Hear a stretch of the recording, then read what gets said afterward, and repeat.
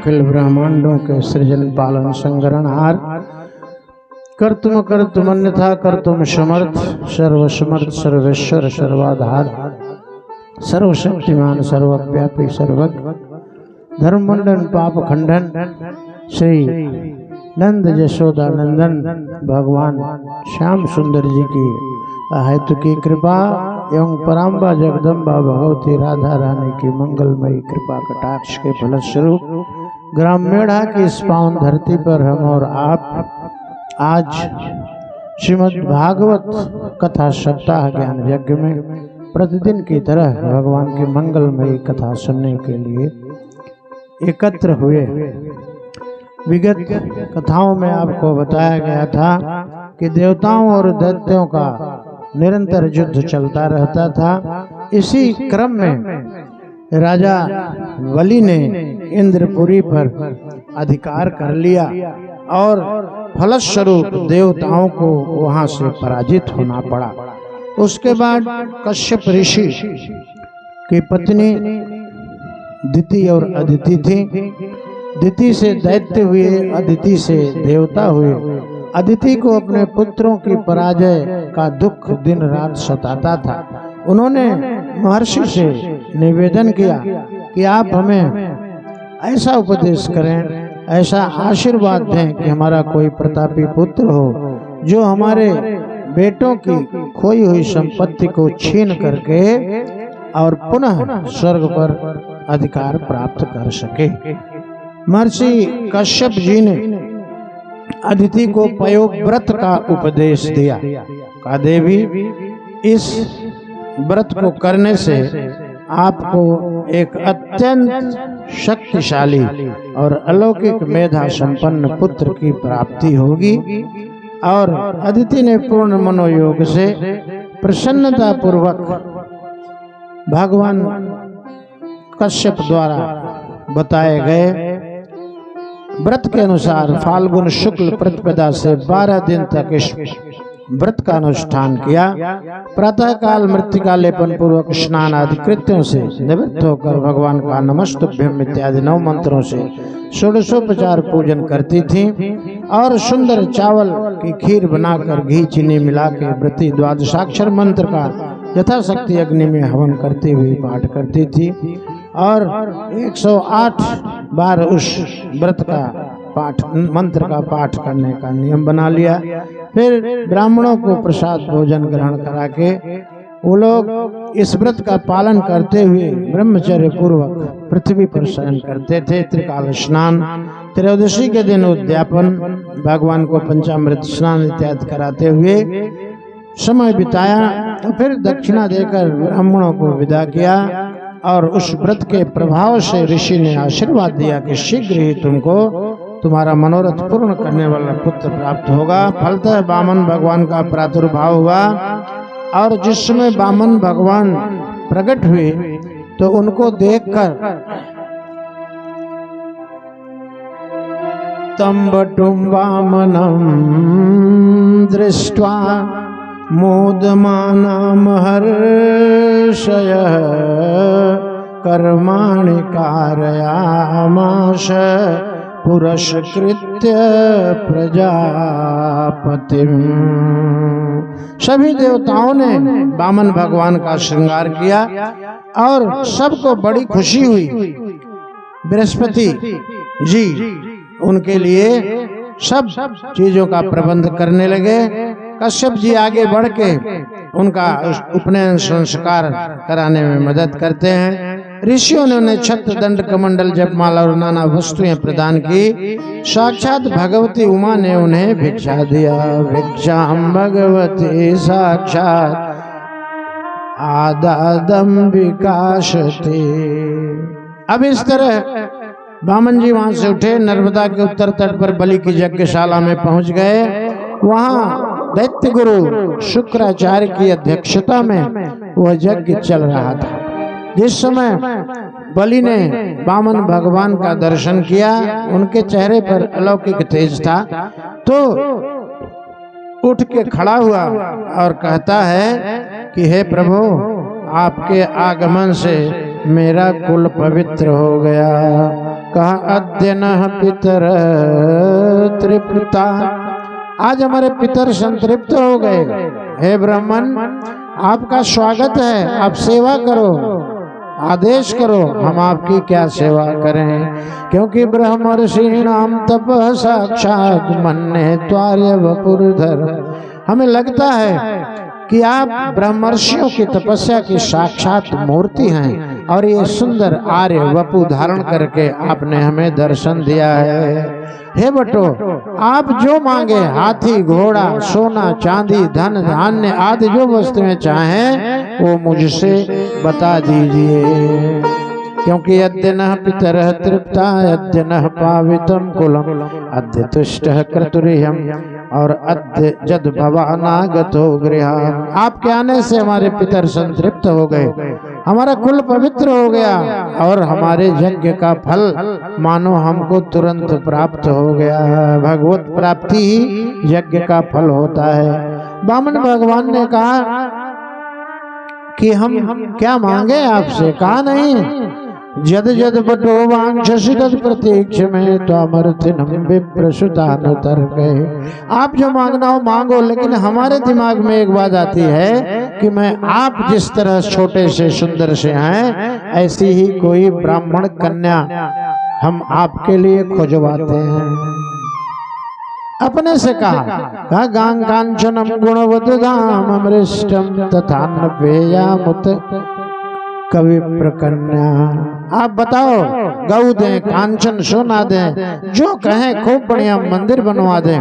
तो वामन भगवान ने कहा देखो भाई, हम ब्राह्मण हैं, संतोषादन उत्तम सुख लाभ। ब्राह्मण और क्षत्रिय के लिए वेद का आदेश है कि ब्राह्मण अगर संतुष्ट न हो तो नष्ट हो जाएगा, असंतुष्टा द्विजा नष्टा। और क्षत्रिय अगर असंतुष्ट हुआ तो ठीक है, वो संतुष्ट हो जाए कि जितना हमारा राज्य है उतना बहुत है, तो फिर दुश्मन उसका वो राज्य भी छीन लेंगे। वो राज्य का पालन पोषण करे, विस्तार करे, तो संतुष्टाच नराधिपा। ब्राह्मण का धर्म संतोष है और अधिकं जो विकांक्षेत सस्तेनो दंड मरहति। हम ऐसे ब्राह्मण नहीं है, हमारी जो आजीविका है वृत्ति है उससे ज्यादा हम किसी से कुछ मांगते ही नहीं है।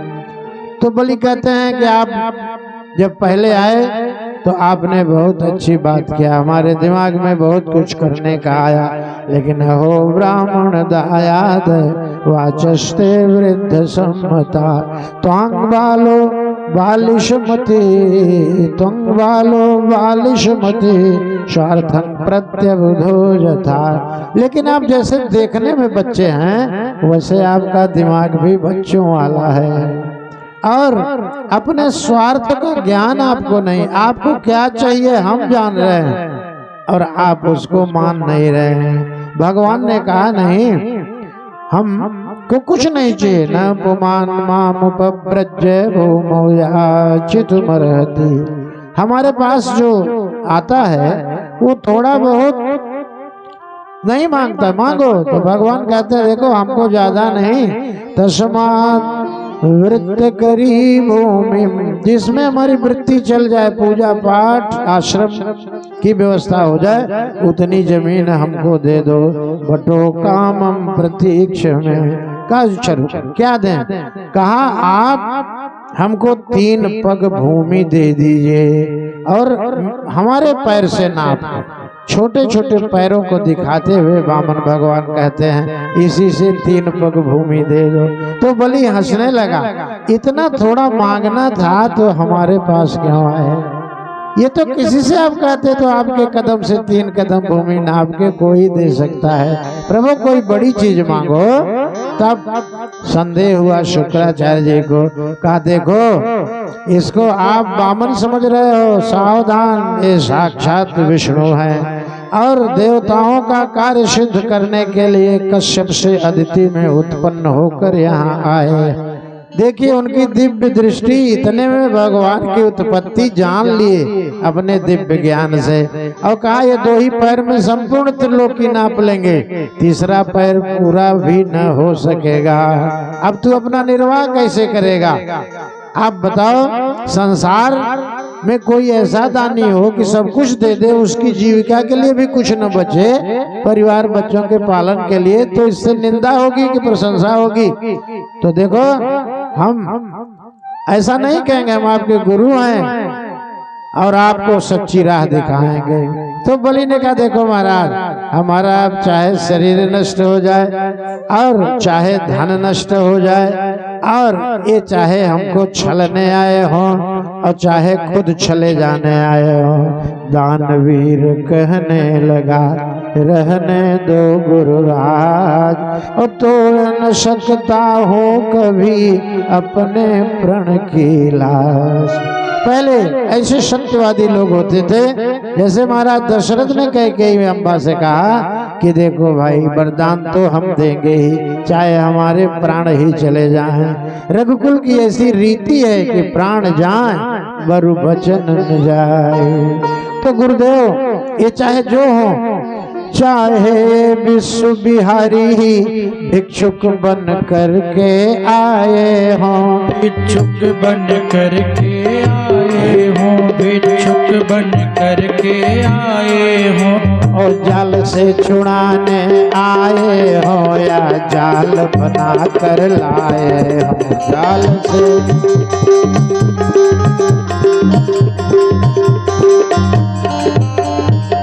यह कोई है कैसे भी हैं, भिक्षुक है या भगवान है, छलिया है या निश्चल है, पर अपने तो मेहमान है, इसलिए पूजने लायक हैं, अब रहे देह या सदन नहीं, अब रहे देह या सदन नहीं, अब रहे देह या सदन नहीं।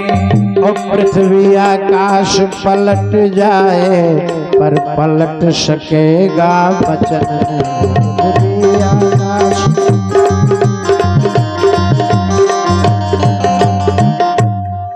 अब उन्होंने जब ये बात कही तो थोड़ा बहुत ही नागवार गुजरा शुक्राचार्य जी को, और कहा ठीक है, तुम जैसा चाहो वैसा करो। और जब संकल्प लेने लगा, भगवान ने कहा संकल्पित करो, और जब संकल्प लिया, हाथ में कुश लेकर के, अक्षत लेकर, जल लेकर के, तो उन्होंने सोचा कि जल गिराते समय वो उस पात्र की टोटी में घुस गए कि जब जल नहीं गिरेगा तो संकल्प नहीं हो पाएगा, इसको समझाएंगे। भगवान ने उसी कुश से जल की टोटी में ऐसे ही खोद कर उनकी एक आंख फोड़ दिया। कहा भाई, दान वो दे रहा है और कष्ट आपको हो रहा है, तो आपकी ज्ञान वाली दृष्टि ठीक है, आपने हमको जान लिया कि मैं बामन हूँ और इनका बेटा हूँ, वहां तक आपकी दृष्टि ठीक है, लेकिन वैराग्य की जो दृष्टि है वो आप में बिल्कुल खराब है, उसमें मोतिया बिंद हुआ है, लो उसका ऑपरेशन कर देते हैं। अब इतना दंड उनको भगवान ने दिया। उसने कहा प्रभु नापिए। अब भगवान ने दो पग अपने को विराट बनाया और देखते ही देखते फिर एक पद उन्होंने एक पैर से पृथ्वी, दूसरे पैर से ऊपर, जितने लोग हैं सातों लोक नाप लिया। प्रेम से बोलिए श्री वामन भगवान की जय। और जो फैली हुई बाहुएं थी उनसे दिशाएं और शरीर से संपूर्ण आकाश भी नाप लिया। अब तीसरे पैर के लिए कोई स्थान नहीं बचा। कानवै तृतीयाय तदीय मणवपि। कहा अरे इसके पास तो अब एक अणु के बराबर भी कुछ नहीं बचा है, तीसरे पग में क्या देगा? अब इसका पण पूरा नहीं होगा, फिर इसको दंडित करेंगे। इतने में गरुण आते हैं और वरुण पास से बलि को बांध लेते हैं। अब बड़ी असमंजस की स्थिति आ गई और 3 पैर पृथ्वी देने के लिए वो परेशान हो गया। उसने कहा भगवान हम सब कुछ दे देंगे, हमें कोई डर नहीं संपत्ति नष्ट होने से, लेकिन आप समझिए कि लोकापवाद से, लोक निंदा से हमको बहुत डर लगता है। आप रुकिए, सोचने का मौका दीजिए। और उसने क्या किया, विधि पूर्वक सब ब्रह्मा इत्यादि देवता आ गए और भगवान फिर वामन रूप हो गए। ऋक्षराज जामवंत उसी विराट रूप की 21 बार प्रदक्षिणा किए। चारों दिशाओं में जय घोष होने लगा। अब बलि के अनुचरों ने देखा है तो बड़ा छल किया। तो भगवान ब्रह्मा जी कहते हैं, तो ब्रह्मा जी से कहते हैं, देखो ब्रह्मा चिंता न करो, मैं जिस पर कृपा करता हूँ ना उसका सब कुछ हरण कर लेता हूँ। तभी वो माया से मुक्त होके मेरी शरण में आता है, अभी देखते जाओ। तो उन्होंने समझा कि अपने अनुचरों को युद्ध से विरत किया। और उसके बाद बलि ने कहा, भगवान हम धनी हैं, धन तो चला गया लेकिन राजा हूँ मैं। आप पदम तृतीयम, आप तीसरे पद को हे भूत भावन मेरे सिर पर करिए। पदम तृतीयम कुरुशीर्ष में निजम, अपना ये मंगलकारी चरण मेरे सिर पर कर दीजिए। अब सिर पे रख दिया। इस प्रकार उसका जब दान पूरा हुआ तो बहुत प्रसन्न हुए बलि भगवान। और उन्होंने कहा, सब लोग आए हुए थे, प्रहलाद भी आ गए।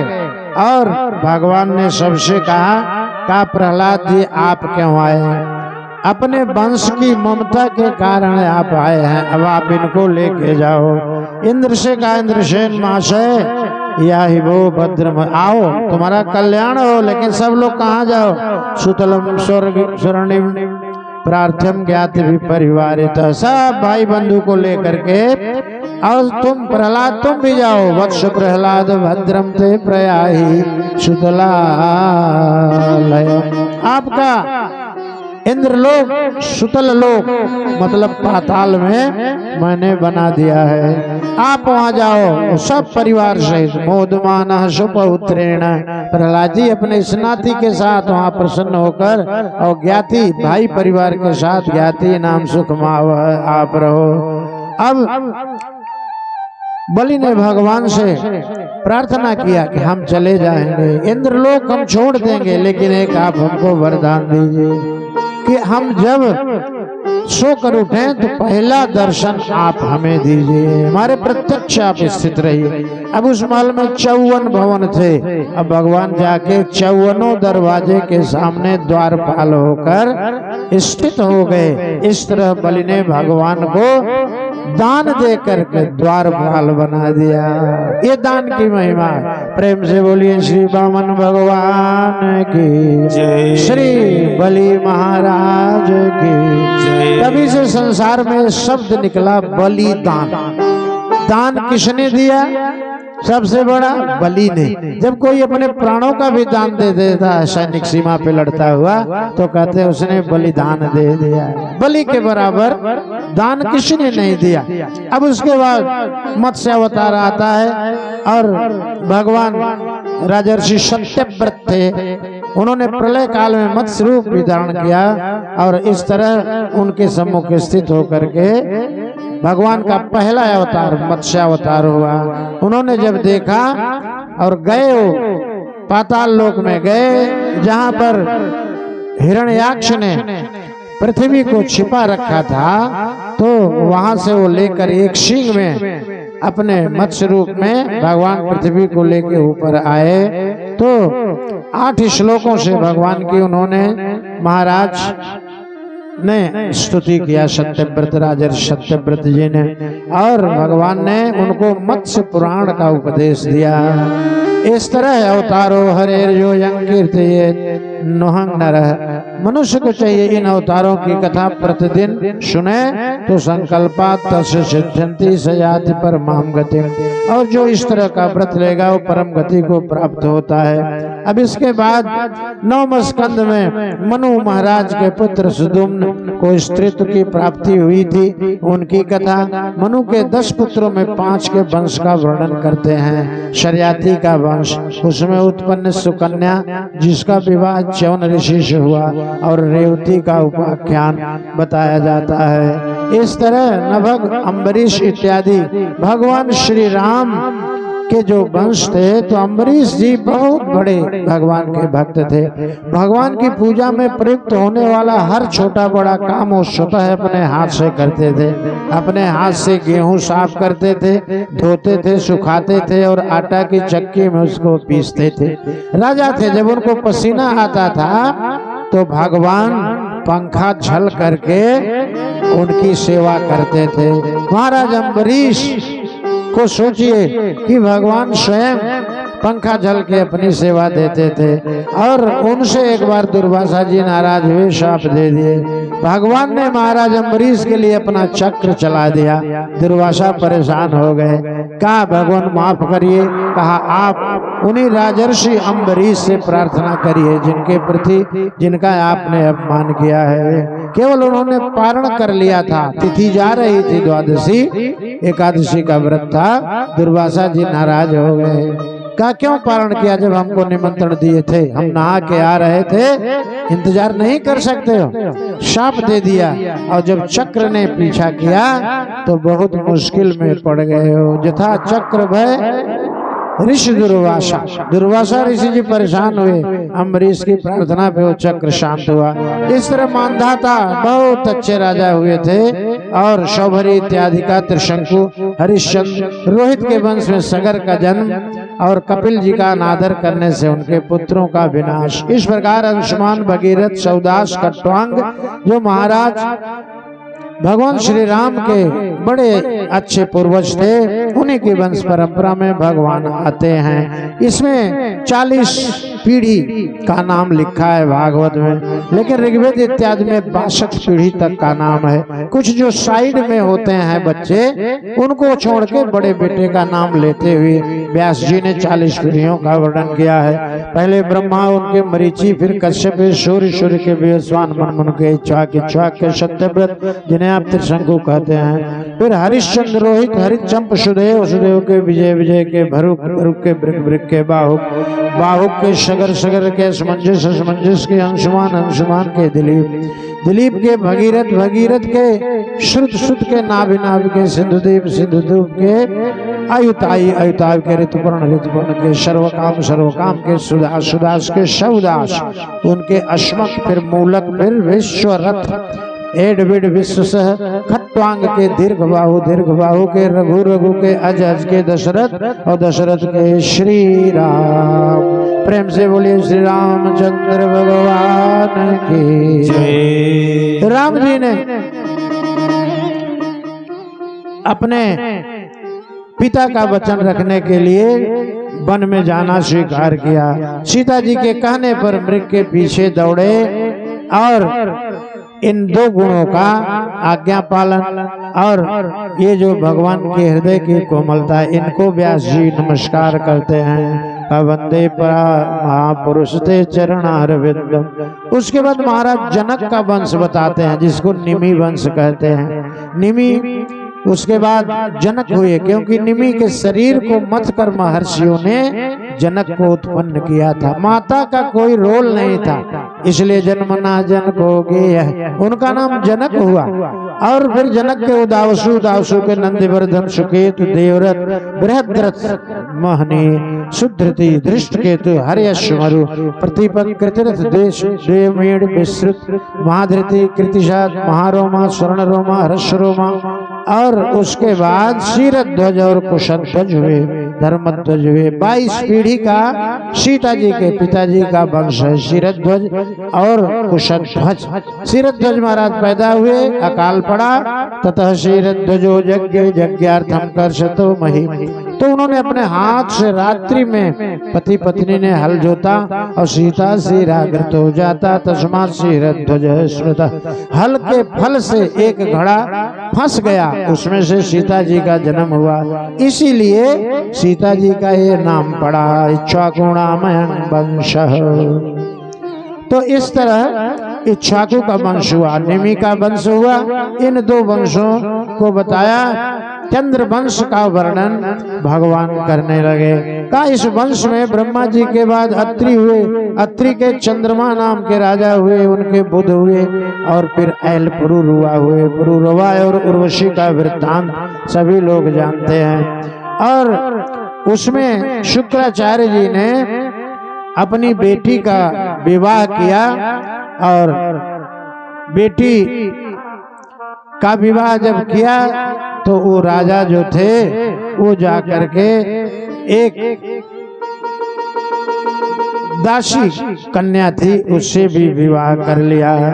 अब जब वो उससे विवाह कर लिया और जबरदस्ती उसने किया, वृषपर्वा नाम का दैत्य था, उसने जब सुना कि हमारी कन्या शर्मिष्ठा की गलती के लिए शुक्राचार्य के चरणों में गिरकर क्षमा याचना करने लगे हैं, तो शुक्राचार्य ने कहा राजन क्षमा यही है कि तुम मेरी पुत्री प्रसन्न हो, तुम वही व्यवस्था करो। देवयानी अब उसकी शादी और शर्मिष्ठा मेरी दासी बनकर मेरे साथ चले।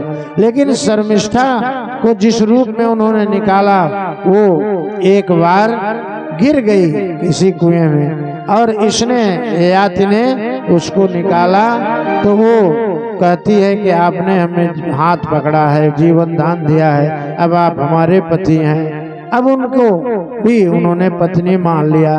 यह वृत्तांत जान के दुर्वासा ने उन्हें शाप दिया तो अंजरा विषताम मंद विरूपकर्णे दृढ़ाम, तुरंत जिस यौवन के मध्य में राजा तूने मेरी बेटी का अपमान किया, दासी से नाता जोड़ा, मेरा शाप है वो यौवन तुम्हारा आज ही नष्ट हो जाए और तुरंत तुम वृद्ध हो जाओ।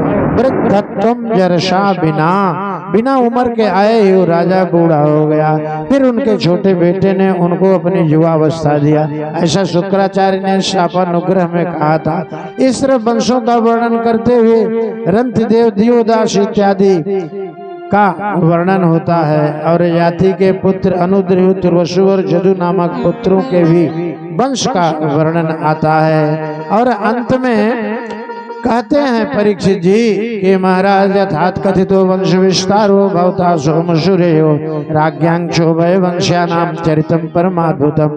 आपने खूब बढ़िया वंश विस्तार सूर्य वंश का, चंद्र वंश का बताया, लेकिन आप हमको भगवान कृष्ण की सुंदर कथा बनाइए, उनके वंश का वर्णन कीजिए। क्यों? क्योंकि उन्होंने हमारे परिवार का बड़ा ही उपकार किया है। उनकी कृपा न होती तो हमारे परिवार में कोई नाम लेने के लिए न बचता। पितामहा में समरे मरंजय देव प्रताद्या तीर्थ मिंगिले दुरत्यं कौरव सैन्य सागरम कृत्वा तरंजत वत्सपदम स्म यत प्लवा।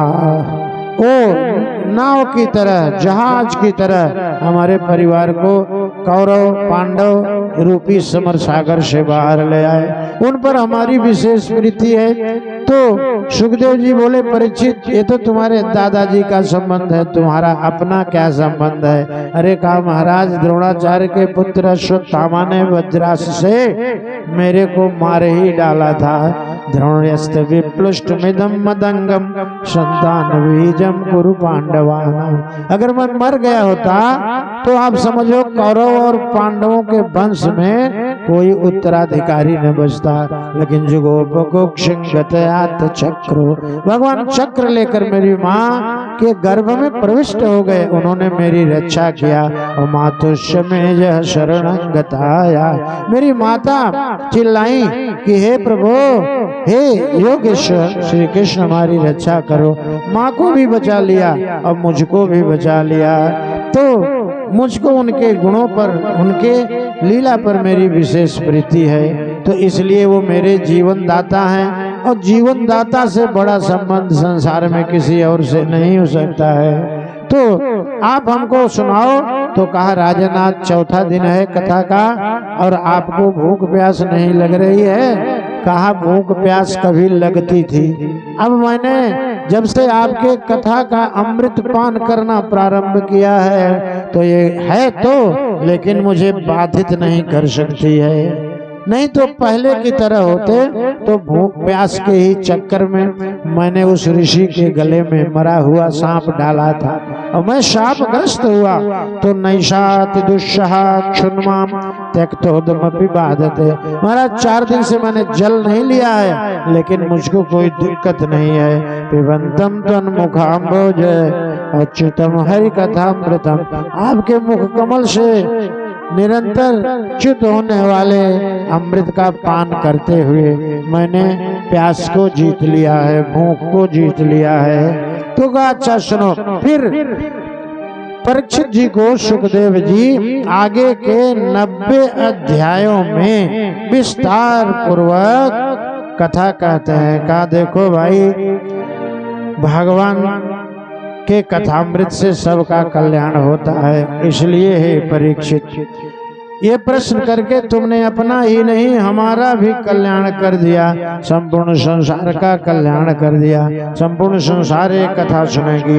अब गदगद होके सुखदेव जी सुना रहे हैं और परीक्षित जी ध्यान पूर्वक कथा सुन रहे हैं। बोले जब इस धरातल पर कंस और जरासंध जैसे राजा पापाचरण करने लगे तो पृथ्वी पापियों से पीड़ित होके दुखी हो गई। सब देवता मिलकर ब्रह्मा जी के साथ भगवान की आराधना करने लगे और सबने भगवान से कहा।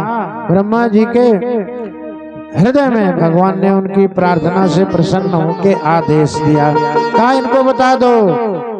ब्रह्मा जी ने उनका आदेश सब देवताओं को सुनाया। कहा देखो, हमारे को आकाशवाणी सुनाई पड़ी है कि वसुदेव गृहे साक्षात् भगवान पुरुष पर जनिष्यते तत्प्रियार्थम संभवन्तु शूरस्त्रियः। भगवान ने कहा है कि वो वसुदेव के घर में अवतार लेंगे। अब तुम लोग ऐसा करो कि उनकी सेवा के लिए, स्वागत के लिए अपनी जो देवताओं की स्त्रियां हैं इन सबको भेजो और गोपी बन करके वहां पर ये भी पहले से ही उपस्थित रहे। तो इस तरह सुर स्त्रियां, देवताओं की पत्नियां सब वहां आ गई मथुरा में। अब मोक्षदानी पूरी मथुरा जिसमें भगवान का निरंतर निवास रहता है, वहां के एक राजा थे उग्रसेन, बड़े धर्मात्मा थे। उन्हीं को पुत्र प्राप्त हुआ जिसका नाम रखा गया कंस। कंस का मतलब देखिए, क से कृष्ण, क से कंस, र से राम और र से रावण, कस हिंसाया। लेकिन कंस का अर्थ है जो हिंसा करे, प्राणघात करे, लड़ाई झगड़ा करे। और कृष्ण का अर्थ है जो अपनी रूप मोहिनी से, रूप माधुरी से, अपनी मुग्धकारी बंसी से सबको खींचने की सामर्थ्य रखते हैं। भगवान का नाम श्री कृष्ण। तो उग्रसेन जी तो बड़े धर्मात्मा थे, लेकिन बेटा कंस जो था उसकी स्वाभाविक अभिरुचि मारकाट, लड़ाई झगड़ा में थी। अब वो क्रूर प्रवृत्ति का बालक एक बार तो अपने पिताजी को ही उठा के जेल में ठूस दिया और कहा सुनो, हम तुम्हारे मरने का इंतजार नहीं कर सकते, अब हम बड़े हो गए हैं, हम राजा बनेंगे। इस तरह उन्होंने राजपद प्राप्त कर लिया बलात्। लेकिन उसकी दृष्टि अपने चाचा देवक महाराज की कन्या देवकी के ऊपर पड़ी। देखा बहन सयानी हो गई है और हमारी लोक निंदा भी बहुत हो रही है। अगर हम अपनी इस चचेरी बहन की शादी अच्छे से कर दें तो लोक निंदा में कुछ कमी आएगी। देखो बंधुओं, दुनिया जो है, संसार समाज, इसका कैमरा सर्वेलांस से भी बड़ा है और ये बराबर ऑन रहता है, कभी स्विच ऑफ नहीं होता है। जिनको आपसे कुछ भी लेना देना नहीं है वो भी आपकी आलोचना करेंगे, समीक्षा करेंगे। फला व्यक्ति बहुत अच्छा है, फला के बच्चे बहुत अच्छे हैं, उनको कुछ मिलना नहीं है और खराब हुए, अरे राम राम कहो, उनके बच्चे बहुत खराब। इस लोक निंदा से घबराकर कंस ने रास्ता चुना। अच्छा, विवाह किया, खूब बढ़िया दान दहेज दिया और जब संबंध हो गया तो बारात आई, खूब बढ़िया स्वागत किया। और जब विदाई का समय आया तो कंस रोने लगा। कहा मैं बहन को कैसे विदा करूं, चलो इसको हम घर तक छोड़ते हैं। तब देखिए एक परंपरा चल पड़ी है, भाई पानी पिलाने के बहाने बहन के साथ कुछ दूर तक जाता है। ये एक अच्छा काम कंस ने शुरू किया। कभी कभी खराब लोग भी अच्छी शुरुआत कर देते हैं। अब वो गया, अपने से बहन का रथ स्वयं अपने हाथों से हाँकता हुआ और लेकर चल दिया। अब जब वो चलने लगा तो लोग कहे कि भाई देखो हम लोग इसके बारे में क्या सोचते थे और क्या निकला। पब्लिक ओपिनियन चेंज हुआ। पब्लिक का दिमाग बड़ा अस्थिर रहता है, कब प्रार्थना कब प्रशंसा और कब निंदा, इसका ठिकाना नहीं है। अब लोग उसको सज्जन समझने लगे और देवकी माँ तो उसको भावुक होकर मिलती थी तो सगे भाई से भी ज्यादा प्यार देती थी। अब वो इस रहस्य को नहीं समझ रही हैं, तो फिर वो लेके चला विदा करने और माँ का कृपा पात्र बना रहा। तो भगवान सोचते हैं अगर अपने माँ की ऐसी सेवा करेगा, बहन की सेवा करेगा, देवकी माँ ऐसी प्रसन्न है तो इसको मार पाना मुश्किल होगा, इसलिए इसका असली चेहरा समाज के सामने प्रकट करना चाहिए। इतने में आकाशवाणी हुई, क्या? पथे प्रग्रहिणम कंशम। प्रग्रह माने लगाम चलाता हुआ, घोड़े रथ हाँकता हुआ चला जा रहा है। आकाशवाणी हुई कि पथे प्रग्रहिणम कंशम आभास्या शरीरवा। हे कंस, अस्यास्त्वामष्टमो गर्भो, जिस बहन को इतने प्रेम से तू ससुराल पहुंचाने जा रहा है, इसका 8वां गर्भ हंता जांग बहसे बुध। हे अज्ञानी, जिसको तुम इतने प्रेम से ले जा रहे हो, इसका 8वां गर्भ तुम्हारे काल को जन्म देगा। इतना सुनते ही रथ से कूद पड़ा और घोड़े निहलाने लगे। बात क्या हुई? अगर असमय में लगाम खींच दी जाए तो घोड़ों को शक हो जाता। घोड़ा भी बहुत होशियार होता है, वो कहते हैं आप हमको क्यों रोक रहे हैं, लेकिन उसने तुरंत तलवार निकाली और भगनी हंतुमार खड्ग पानी कचे ग्रही। ये दुष्टों की बुद्धि का ठिकाना नहीं। गोस्वामी जी कहते हैं ऐसे लोग कब दाहिने हो जाएंगे कब बाएं हो जाएंगे, इसका ठीक नहीं है। कब बंदों खलगन अतिशत भाए और जे बिनु काज दाहिने बाएं। देखो ना, कंस अभी अभी कितने प्रेम से रोता हुआ रथ हाँक रहा, बहन तुमको छोड़ने में हमको बहुत कष्ट हो रहा है, लेकिन अब कभगिनी हंतुमार खड्ग पानी कचे ग्रह। कूद पड़ा रथ से, बहन की चोटी पकड़कर उतार लिया और तलवार दिखाया, कहा तुमको मारेंगे। अरे बाप रे बाप। देखो जो दुष्ट होते हैं उनका प्रेम पानी की लकीर होता है, वो तमोगुणी लोगों का पानी में लकीर खींची मिट्टी, प्रेम आया गया। क्रोध भी ऐसे होता है, लेकिन सतोगुणी लोग जब कोई चीज कह देते हैं तो पत्थर की लकीर, प्राण जाए बरु वचन न जाए। अब वो उसकी प्रीति लुप्त हो गई, मारने पे तैयार हुआ। वसुदेव जी उतरे, हाथ जोड़ के उसको सामने झुके और उसका हाथ पकड़ के बोले, भैया देखो ये तुम कथन सभगनी हन्यात, ये बताओ आपकी इतनी तारीफ हो रही है, जनता क्या कहेगी? तुम्हारी छोटी बहन इतनी छोटी की बेटी के बराबर है और अभी ये सुहागिन नववधु बनकर हमारे घर भी नहीं पहुंची है, हाथ की मेहंदी नहीं सूखी है। राजन, इसको मार लेने से अगर आपकी मृत्यु टल जाए तो बेशक आप मार लीजिए।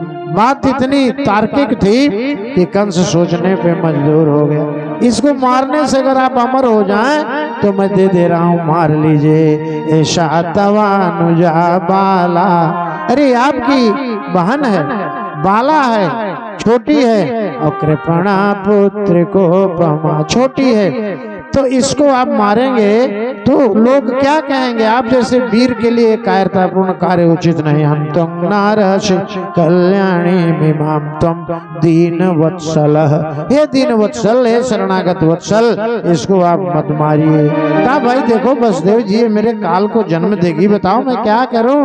अरे कहा आप मृत्यु को टालना चाहते हैं, मृत्यु जब जहां जैसे आना है वैसे ही आती है और जन्म के समय ही मृत्यु लिख दी जाती है। गर्भ की छठी रात में जब जीव प्रवेश करता है पिंड में तो इतनी चीजें, चत्वारितस्य लिख्यन्ते, 4 चीजें इतना पढ़ेगा, इतना धन कमाएगा, इस दिन को मरेगा, ये जन्म इस दिन को होगा। ये ब्रह्मा लिख देते हैं का जो विधि ने लिख दिया और छठी रात को अंक और राई घटई न तिल बढ़ई तो रहु रे जीव निशंक का मृत्यु जन्म तांग वीर और देह न सहजायते। मृत्यु देह के साथ पैदा होती है, एक तरह से देह की सहोदर बहन है। अद्यवाब्द शतान्ते वा मृत्यु वै प्राणिनाम ध्रुव।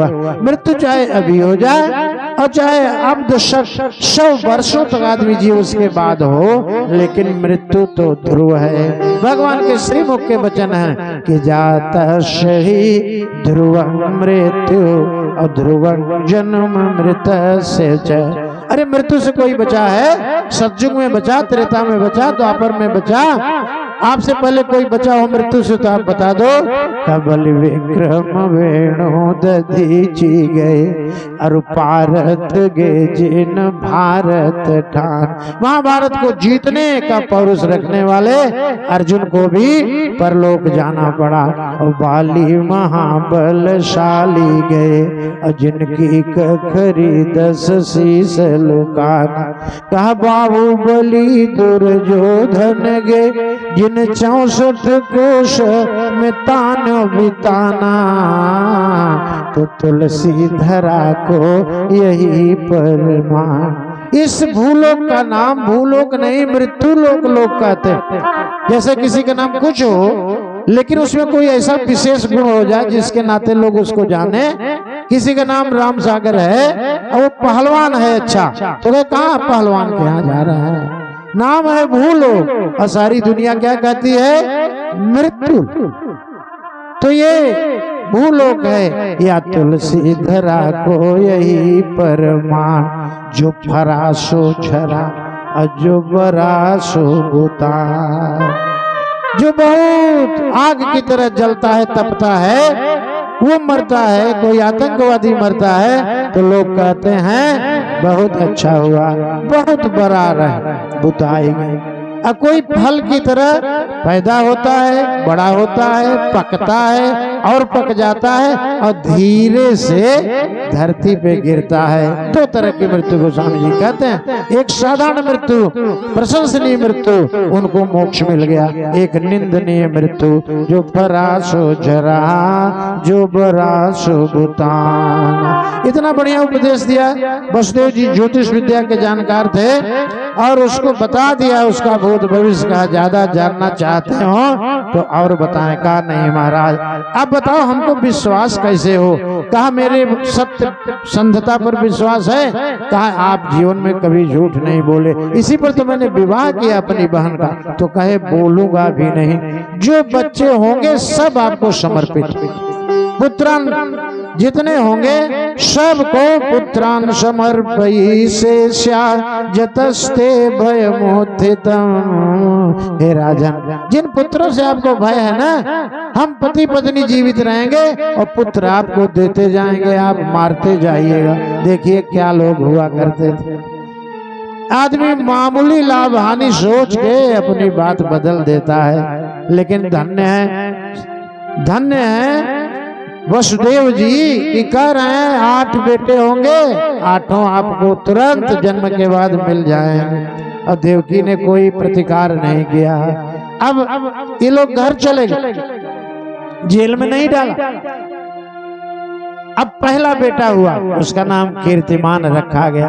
बेटा होते ही नामकरण के समय का इंतजार नहीं, माता पिता को इतना प्रेम कि मैंने वचन दिया है ये तो कंस को देना है। अब वो चाहे मारे चाहे झिलावे, तुरंत नाम लिख दिया कीर्तिमान। और बड़ा सुंदर था। अन्य भी नाम भागवत में माता पिता 1 2 3 नाम रख देते हैं, बुलाने का और रिकॉर्ड में लिखने का। और तो कहा कि अब हम देवी इनको ले जा रहे हैं। देवकी ने कोई प्रतिरोध नहीं किया और जाके जिस समय उसकी गोदी में रख दिया, मामा अपने पहले भांजे से मिलिए।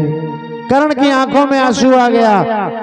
वसुदेव के चरण स्पर्श किए का इस धरती पर आप जैसे सत्यवादी जब तक हैं तब तक धर्म सुरक्षित है। लेकिन ये बेटा इतना सुंदर है, आखिर आकाशवाणी ने तो 8वीं संख्या बताई है ना, तो प्रतियातु कुमारो भैया इस नन्हे मुन्ने सुंदर बेटे को आप लेके वापस जाओ, 8वां मेरा काल होगा ना, और इतना इससे मुझे कोई डर नहीं है, आप जाओ। अब वापिस लौटे ही थे कि नारद महाराज पहुंच गए।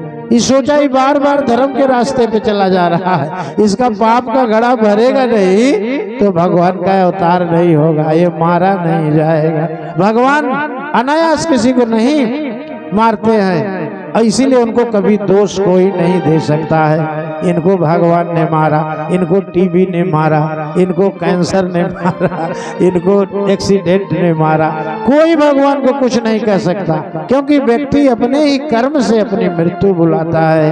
अब उन्होंने कहा कि देखो तुम 1 और 8 ये जो अध्यात्म की गिनती है इसका चक्कर छोड़ो। अच्छा बताओ, एक से अनेक पैदा होते हैं फिर भी एक एक ही रहता है, इसका मतलब बहुत बुद्धिमान ना बनो। ये देखो अष्टदल कमल निकाला, इधर से गिनो ये पहली ये 8वीं, उधर से गिनो वो पहली ये 8वीं, तो तुम किसको 8वीं मान ले रहे हो? 8 लकीर खींच दिया का इसमें तुम लिखो, इधर ऊपर से गिनवाया का लिखो 1 2 3 4 8 तक गए, फिर इधर से गिनवाया नीचे लिखवाया 8 7 6 5 1, तो कहा ये देखो चाहे जिसको पहली मानो चाहे जिसको 8वीं। अब सोचिए 8वां भी पहला हो सकता है, पहला भी 8वां हो सकता है, और खतरा नहीं लेना चाहिए। सावधानी हटी कि दुर्घटना घटी। अरे कहा वसुदेव को बुलाओ बुलाओ बुलाओ बुलाओ, बेचारे 10-20 कदम गए थे, अब उनको बुलाया गया। अब बुलाया गया और आप समझिए, और तुरंत कंस के हाथों वो बालक मारा गया। इसी प्रकार कंस के हाथों देवकी के 6 पुत्रों की हत्या, जेल में डाल दिया, दूसरा पुत्र जेल में पैदा हुआ। अकीर्तिमंतम सुषेणम च, दूसरा सुषेण, तीसरा भद्रसेनम उदारधि ऋजुंशम मर्दनम भद्रम, यहाँ तक 6 बेटे हो गए, 6 को मार डाला। और 7वें में शंकरषण महाराज आए, जिनके 1000 फणों में से एक फण पर धूल के कण के समाने पृथ्वी रहती है, वो शेषावतारी बलराम भैया है। प्रेम से बोलिए श्री बलराम भगवान की जय। तो दधार सप्तमं गर्भम और शेष संज्ञम सुदूषण।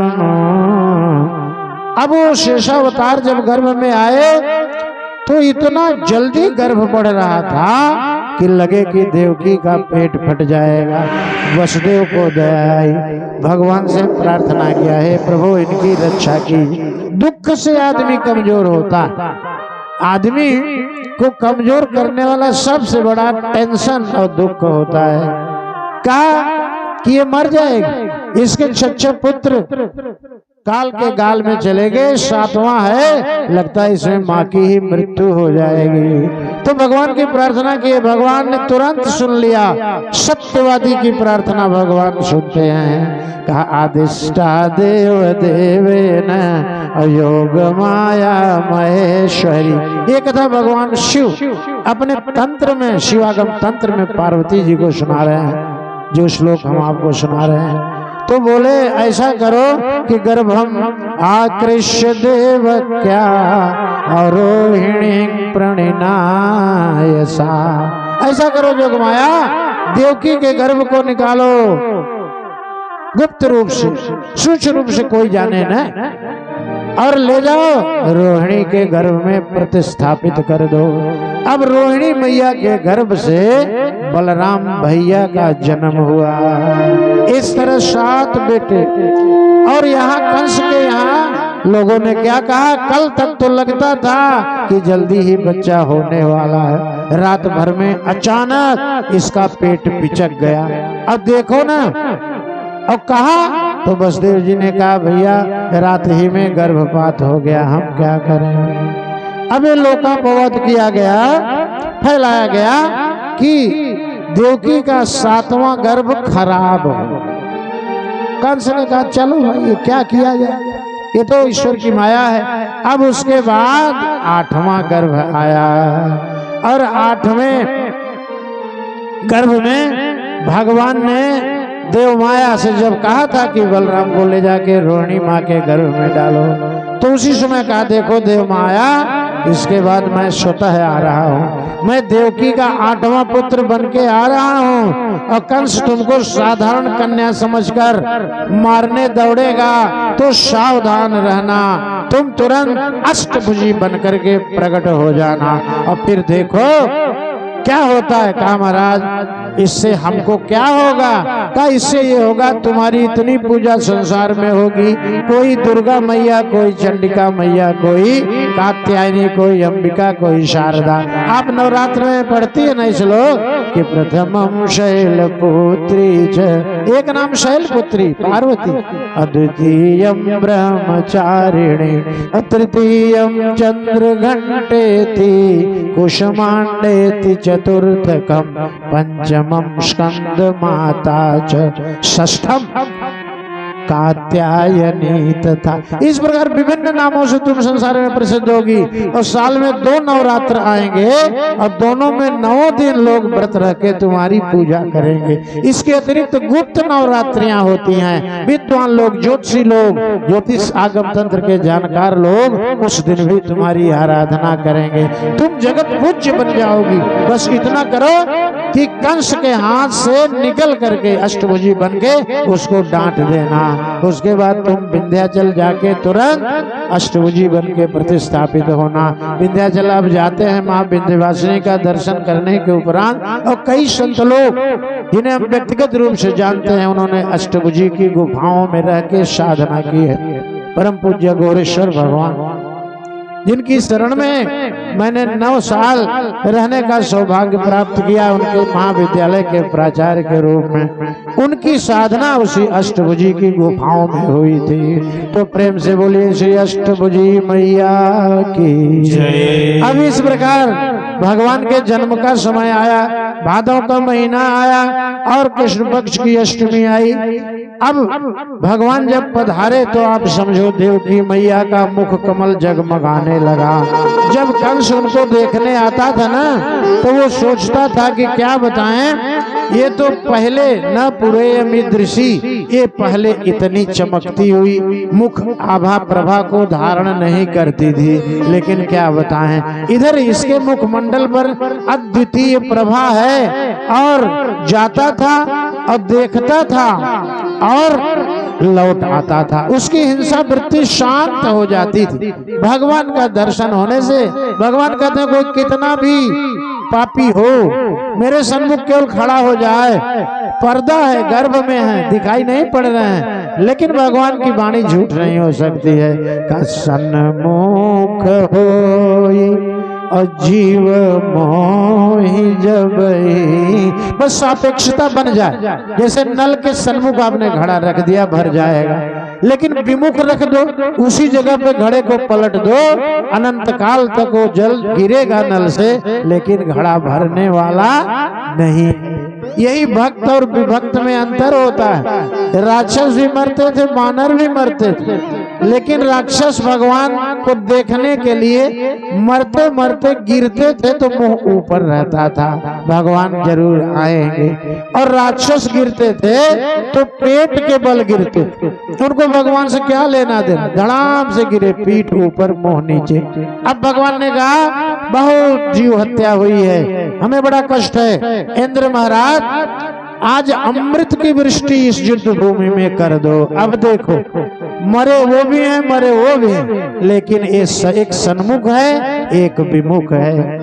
कहा सुधा वृष्टि भई दो दल माए, सुधा वृष्टि अमृत की वृष्टि दोनों के ऊपर हुई। सूर्य तपता है सबके ऊपर समान रूप से, लेकिन सुधा वृष्टि भई दो दल माए, अजिए भालु कपि निशिचरना।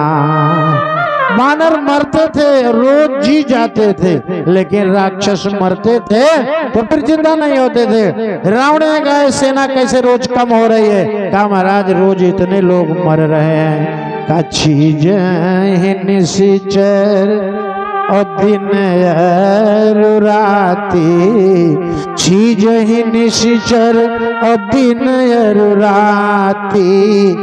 गोस्वामी जी को उपमा नहीं नजर है।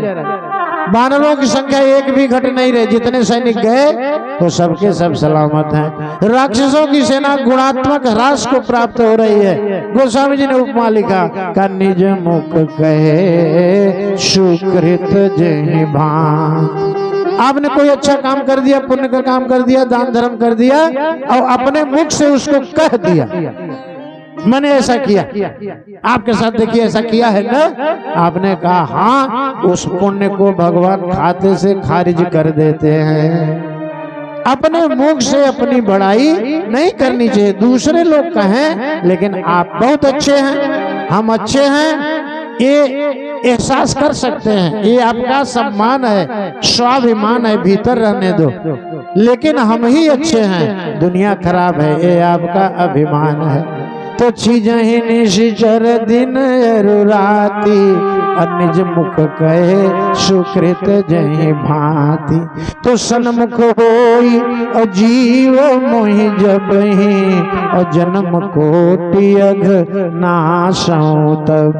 कंस जैसा दुर्दांत हत्यारा जब देवकी अम्मा के सामने आता था और बड़े ध्यान से अपनी बहन के मुखमंडल को देखता था, हल्की सी दृष्टि पेट की ओर बढ़ाता था, बच्चा कब पैदा होगा। भगवान कहते थे तू मेरा सुपरवाइजर है, मैं कब होऊंगा, कैसा होऊंगा, ये तू कौन होता है, जा। उसकी हिंसा वृत्ति समाप्त और भगवान की कृपा से अभिभूत हो जाता था। अब वहां से जब लौटे तो कहे कि क्या बताएं, मेरा प्राण हरने वाला हरि इसी की गर्भ गुहा में है, लेकिन ध्रुवंशित हो जन्नपुरे ये तो पक्का है कि भगवान इसके गर्भगत हुए हैं, क्योंकि पहले इसके मुख पे ऐसा तेज कभी नहीं था। अब इस तरह से वो रोज आता चला जाता, लेकिन जब वहां से जाए तो घर पहुंचे तो माथा गरम, सोचने लगे क्या बताएं, गया था आज, रुक जाता, हो सकता है घंटे आध घंटे में बच्चा हो जाता, हम अपने ऑफिस में बैठे रहते, लेकिन हम खतरा नहीं मोल लेंगे, खतरा नहीं लेना चाहिए। साधारण आदमी कहता है ना कि सावधानी हटी दुर्घटना घटी, हम खतरा नहीं लेंगे।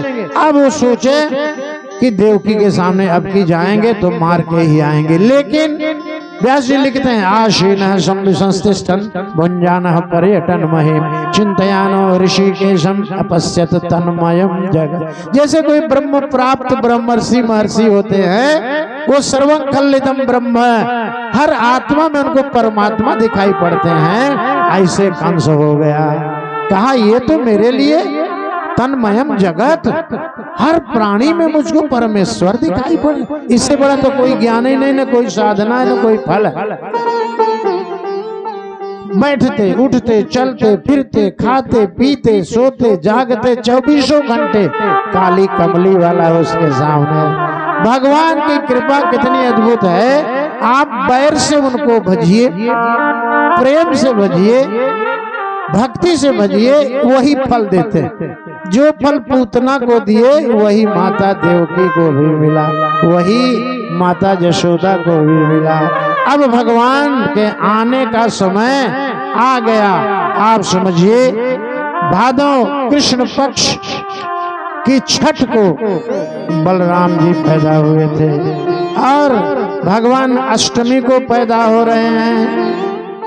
अब उधर वो आता है और इधर देवताओं को लगा के अब भगवान जन्म लेने वाले हैं। ब्रह्मा जी ने बताया, ब्रह्मा जी के साथ सारे देवता आते हैं और गर्भ देवता तो ज्यादा जानकार होते हैं ना, गर्भ में भगवान स्थित हैं। आकाशवाणी उन्होंने ही किया था ना कि 8वें गर्भ से काल होगा, तो उनको तो श्योर एंड सर्टेन भगवान है। इसलिए सब आ गए। अंतरिक्ष में स्थित होकर मथुरा के ऊपर खूब बढ़िया गंधर्व लोग गा रहे हैं और पारिजात इत्यादि दैवी वृक्षों के पुष्प मथुरा नगरी पर गिर रहे हैं और भगवान के आह्वान की प्रार्थना की, प्रभु आ जाओ, अब देर न करो, हे गोविंद अब आप पधारो।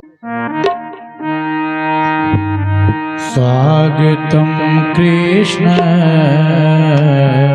शरणागतम पाहि, स्वागतम कृष्ण शरणागतम पाहि, स्वागतम कृष्ण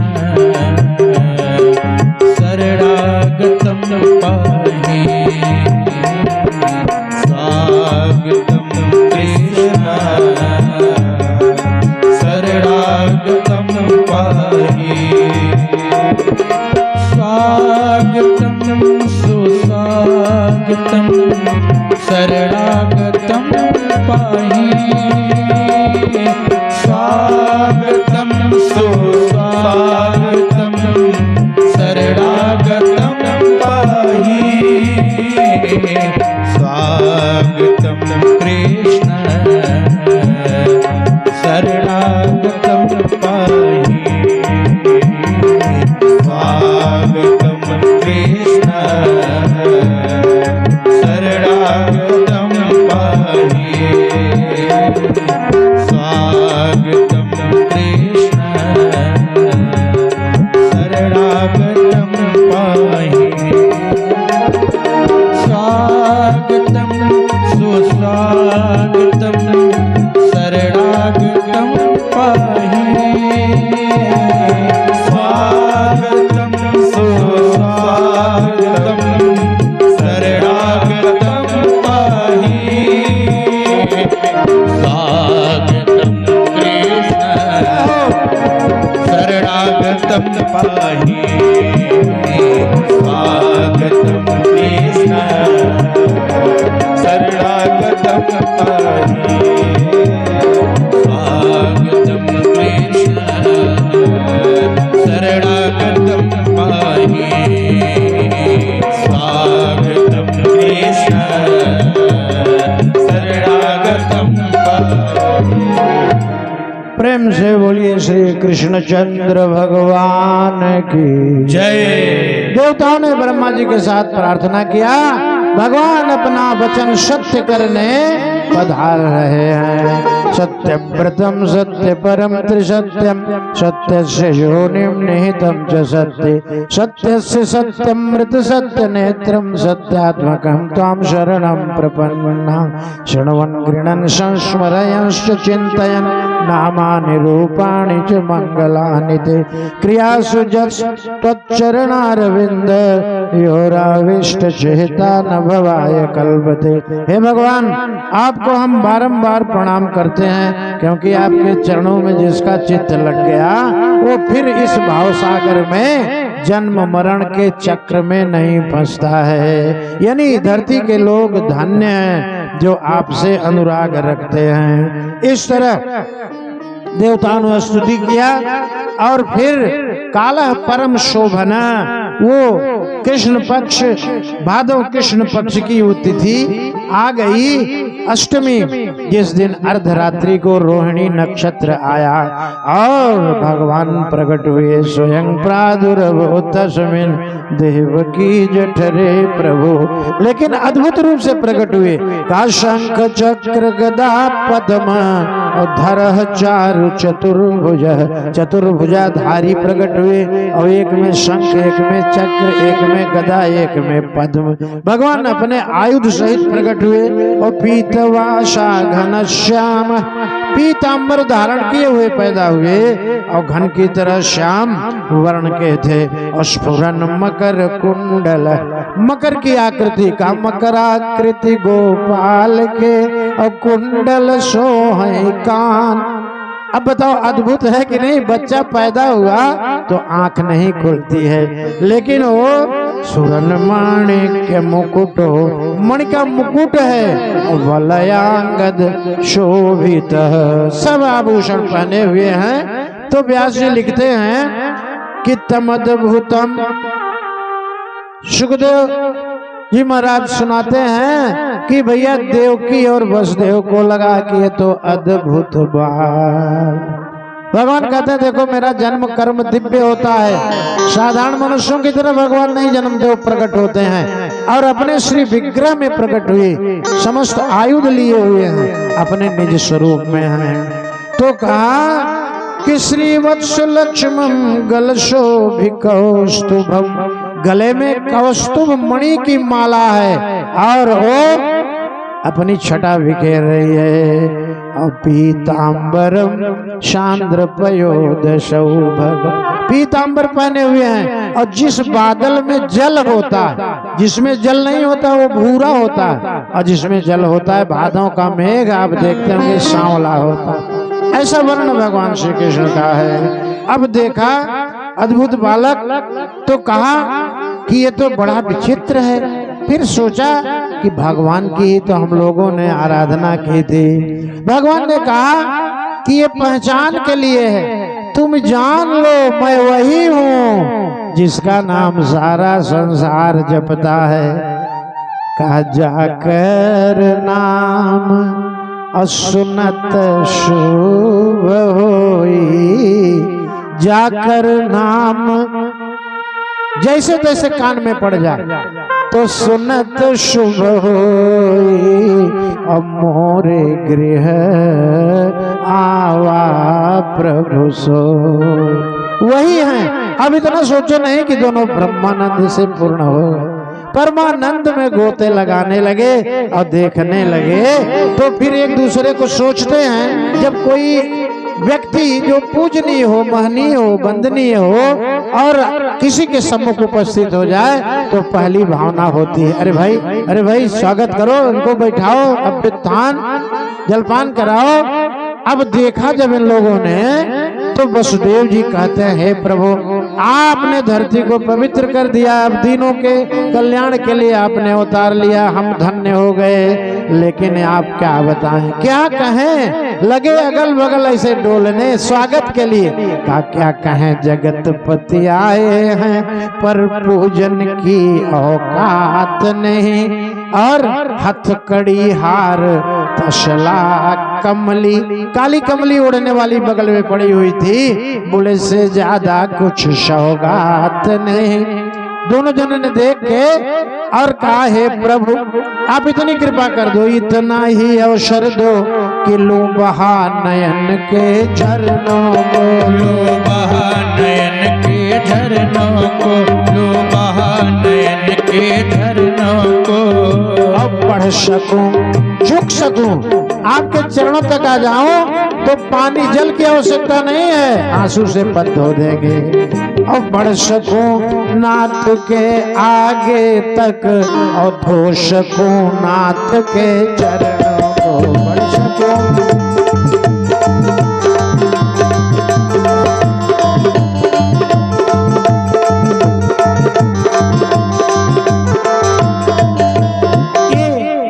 पूर्ण शब्द सुन के वसुदेव जी के भगवान कहते हैं पिताजी आप बेचैन परेशान मत होइए, इतने दिनों का दुख आप लोगों ने जेल में झेला, आपने इतने 3-3 जन्म से तपस्या किया, अब अभी मेरा स्वागत बाकी है। सारी दुनिया जानती है आपका ये अद्भुत त्याग का, देख कर तुम्हारा घोर त्याग मैं ही क्या जग चकराया है। और चिंता न करो मोहन तो खुद सेवा करने को आया है। ये जो आप कह रहे हो ना, हथकड़ी दिखा रहे हो, ये छोटा सा बंधन है, मैं भाव बंधन को क्षण भर में तोड़ देता हूँ, आवागमन के चक्र को क्षण भर में नष्ट कर सकता हूँ। तो हथकड़ी बेड़ियां जंजीर देखना जल्द ही तोड़ूंगा, उस दुष्ट कंस को जल्दी ही खाक में मिला कर छोड़ूंगा। अब अधिक बात का समय नहीं और लीला करने का मौका दो। लीला करने का मौका दो, लीला करने का मौका दो। रात ही रात में किसी तरह मुझको गोकुल में पहुंचा दो। रात ही रात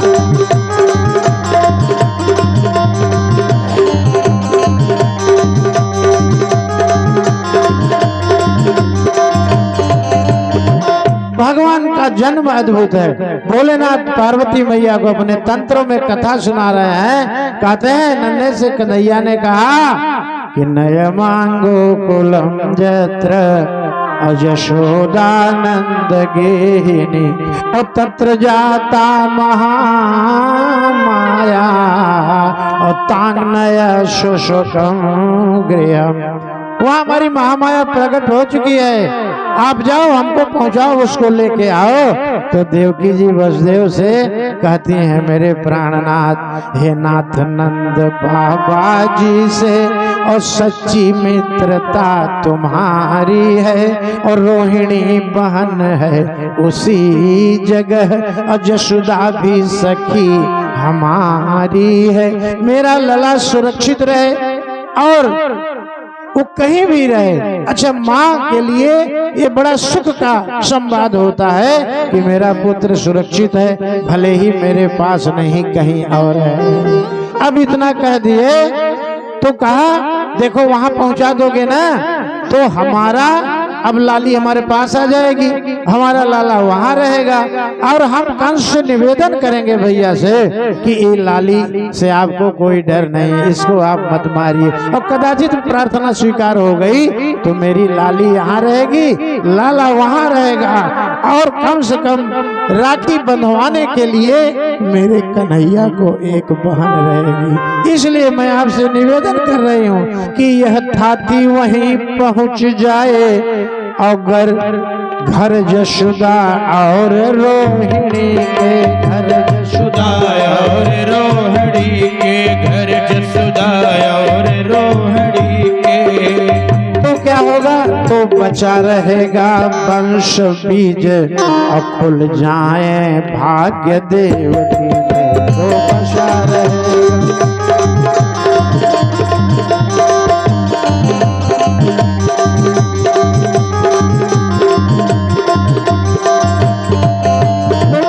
जी ने कहा देवी इस चतुर्भुज रूप से मैं इनको ले जाऊं, कैसे ले जाऊं?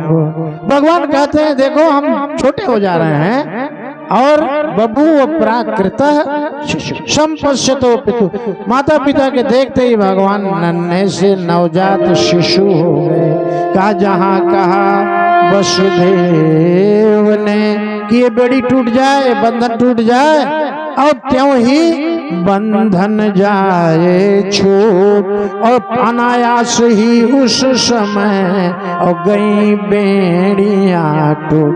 हाथ की हथकड़ी नीचे गिरी, पैर की जंजीर खनक के नीचे गिर गई और दरवाजे के ताले फट फट टूटने लगे और पहरेदार गाड़ी निद्रा में सो गए। अब बेड़ी टूटी, हथकड़ी गिरी और संगीनी पहरे फूट गए, दर के फाटक दो टूक हुए, लोहे के लंगर टूट गए। अब शिशु रूप में भगवान है तो दोनों जने कहा कि रात है, भादों की अंधेरी रात है, लाला को बाहर ले जाएंगे, ठंड लग जाएगी। जिस किसी तरह से जो काली कमली थी दोनों जने ओढ़ते थे उसको उसी में लिपटा दिया। प्रेम से बोलिए काली कमली वाले की जय। अब शिशु को रख लिया टोकरी में उस क्रूर कंस के कैदी ने और हिचकी भर भर चलती बेरिया मुख चूमा मात देवकी ने। माता देवकी मंगल गीत गाने लगी कि हमारे लाला का भाग्य देखो, जन्म लिया और जन्म के समय कोई मंगलाचार नहीं, कोई बाजे नहीं, कोई शहनाई नहीं, बार बार मुख चूम करके और दोनों जनों ने उठा के और पति के सिर पर रख दिया। अब जब चले तो भादों का मेघ घिर रहा था और बिजली चौंकौंद कर डराती थी। पीछे से सिंह गरजता था, वो आगे जमुना लहराती थी। अब बढ़ती जमुना में त्यागवीर और ज्यों-ज्यों निज कदम बढ़ाते हैं, ज्यों-ज्यों निज कदम बढ़ाते हैं, ज्यों-ज्यों निज कदम बढ़ाते हैं। तो संसार भार। अच्छा, भगवान को कोई उठा सकता है? भगवान के अंदर से सारे ब्रह्मांड पैदा होते हैं, आप समझिए।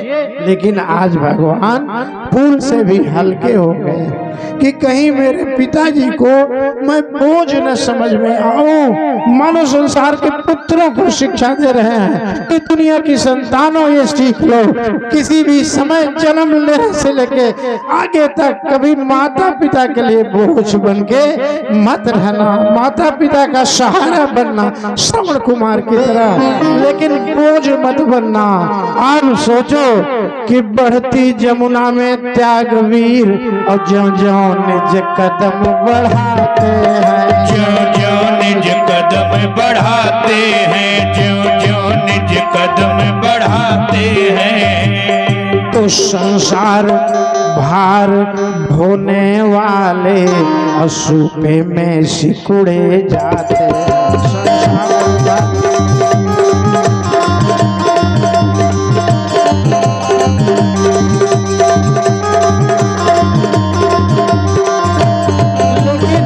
ज्यों-ज्यों वसुदेव जी आगे बढ़ रहे हैं, जमुना जी की मध्य धारा में पहुंचे तो धारा ऊपर की ओर बढ़ने लगी। वसुदेव जी डरने लगे कि कहीं हम दोनों जने, जमुना का जल अथाह होता है बंधु, हम प्रयाग के रहने वाले हैं और ऐसा कौन है जो प्रयागराज तीर्थराज में न गया हो। जमुना कहाँ गहरी हो जाएंगी इसका पता नहीं रहता।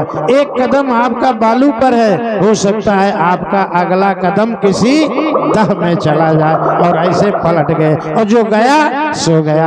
आप कल्पना कीजिए कि कितना डर लग रहा होगा वसुदेव जी को भादों की अंधेरी रात में जमुना पार करने में। भगवान ऐसे ही नहीं किसी के सिर पे कृपा करते हैं, हाथ धरते हैं। का बढ़ती जमुना में त्यागवीर और ज्यों-ज्यों निज कदम बढ़ाते हैं, ज्यों-ज्यों निज कदम बढ़ाते हैं, ज्यों-ज्यों निज कदम बढ़ाते हैं। तो संसार भार और ढोने वाले और सूपे में सिकुड़े जाते हैं।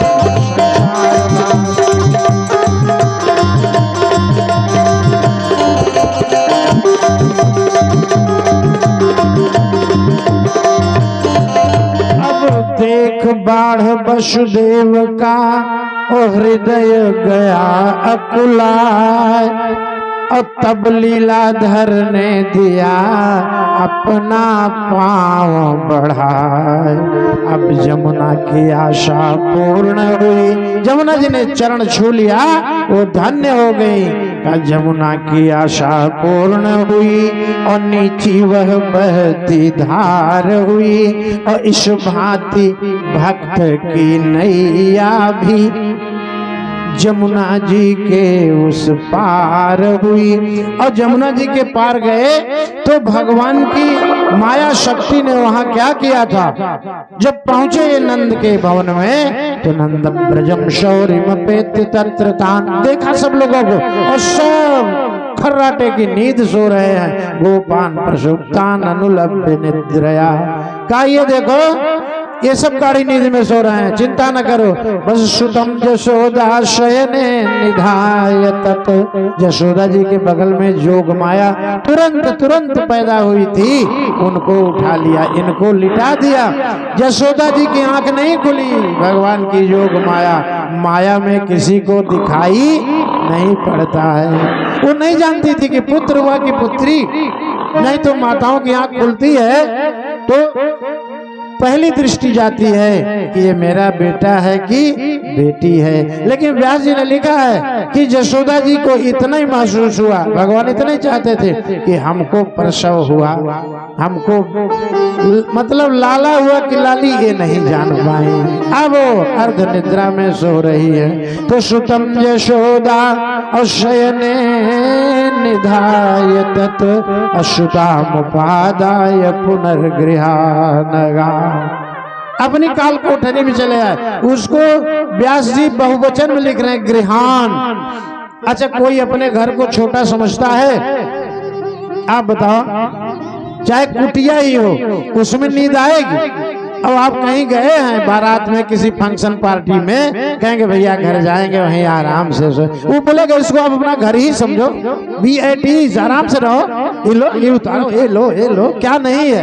लेकिन अपनी कुटिया भी राजमहल होती है। व्यास जी कहते हैं वो बहुत बड़ा जैसे महल। आज वसुदेव धन्य हो गए। काल की जेल की कोठरी उसको सेल कहते हैं अंग्रेजी में। छोटा सा भाई जितना हमारा व्यासपीठ। अब अगर पैर फैलावे तो दीवार पे चढ़ जाएगा। इतनी लंबाई नहीं थी कि पैर फैला के दोनों जने सो सके।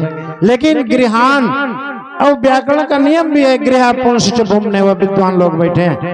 गृह शब्द हमेशा पाणि ने लिखा है, हमेशा पुल्लिंग होगा, महल, और उसके भीतर अट्टालिका स्त्रीलिंग, माताएं रहती हैं, इसलिए वो महान है। लक्ष्मी का निवास है इसलिए महान है। हमेशा बहुवचन में लिखा जाता है। तो व्यास जी ने लिखा श्रुतामुपादा ये पुनर्गृहानगा। अपने बड़े से घर में चले आए। कौन सा बड़ा सा घर? अब चले आए जब लाला को लिटा रहे हैं, अब अपने हाथ से जंजीर पहन रहे हैं, पैर में बेड़ी डाल रहे हैं, अपना ताला यूं किए, ताला से बंद हो गया। पहरेदार तो सो ही रहे थे, अब भगवान आ गए। अब उस योग माया को जब सैया पे लुटा के लौट के आए तो माया से युक्त होके अब वसुदेव जी आ गए। तो माया तो भाई रोती है और रुलाती है। अब रोने लगी, और जो रोई तो सेवक और सैनिक और पहरेदार, अरे हम लोग सो गए थे, पता नहीं ये तो कहो रो दिया। अच्छा, कन्हैया जन्मे, देवकी जी चिंतित हुई। भगवान ने कहा चिंता न करो, हम रोएंगे नहीं, हम स्वस्थ हैं। और माता जी हम रोने नहीं आए हैं, हम रुलाने वाले हैं। जैसे आदमी कहता ना कि आप टेंशन ना लो, तो कहेगा कि हम टेंशन नहीं लेने का, हम तो टेंशन देने का। भगवान कहते हम रोने नहीं आए हैं, हम तो असुरों को रुलाने आए। लेकिन ये जब कन्या आई ना, इतनी सुंदर आवाज में रोई कि सैनिक एक बार भौचक के अब क्या करें, कंस को सूचना दे भी कि न दे।